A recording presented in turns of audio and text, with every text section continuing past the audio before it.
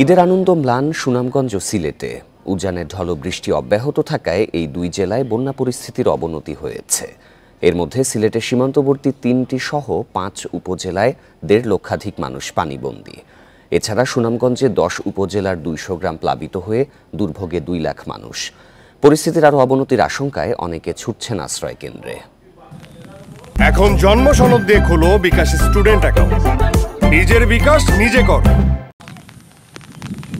উজানের ঢল ও বৃষ্টিতে এই মৌসুমে দ্বিতীয় দফা বন্যা পরিস্থিতি তৈরি হয়েছে সিলেটে। এরই মধ্যে সিলেটের সীমান্তবর্তী গোয়াইনঘাট, কোম্পানিগঞ্জ ও বিয়ানীবাজার সহ ৫ উপজেলার নিচু এলাকা প্লাবিত হয়েছে।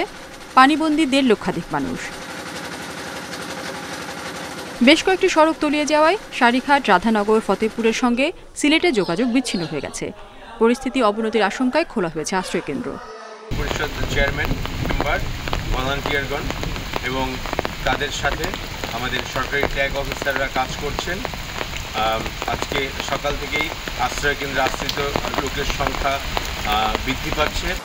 নদ নদীর পানি বাড়তে থাকায় বন্যা পরিস্থিতির অবনতি হয়েছে সুনামগঞ্জে। রাতভর বৃষ্টিতে আবারও তলিয়েছে শহরের অনেক এলাকা। ১০ উপজেলার ২ শতাধিক গ্রাম প্লাবিত হয়ে দুর্ভোগ তৈরি করেছে ২ লাখের বেশি মানুষের। অনেকে গেছেন আশ্রয়কেন্দ্রে।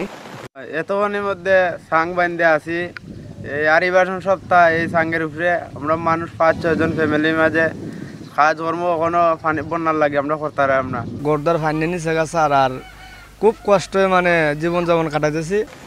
বৃষ্টি অব্যাহত থাকায় পরিস্থিতি অবনতির আশঙ্কা দেখছে পানি উন্নয়ন বোর্ড। যেহেতু উজানে এখনও বৃষ্টিপাত অব্যাহত আছে এবং পানি লেভেল বৃদ্ধি পাচ্ছে, সুতরাং সুনামগঞ্জে বন্যা পরিস্থিতির অবনতি হতে পারে।